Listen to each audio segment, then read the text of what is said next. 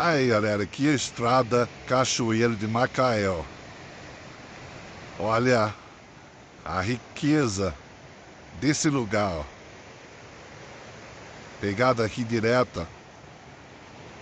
Tem vários terrenos, paisagens incríveis lá pra frente, ó. Vou entrar aqui, ó, na beira do rio, ó. Isso daqui é no caminho lá pro nosso terreno. Nosso terreno é bem mais pra frente, mas esse rio aqui, ó, pega por essa região aqui, ó.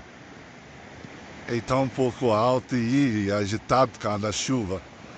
Mas olha aí que lugar incrível.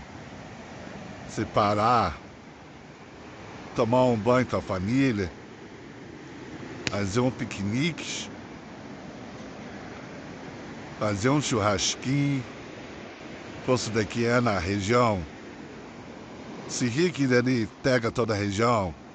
Perrando que eu tô vendendo ele, você caminha bem mais lá pra cima, mas isso daqui faz parte aqui da beleza do local, ó. Que água pura, cristalina, dá até para beber. Uau!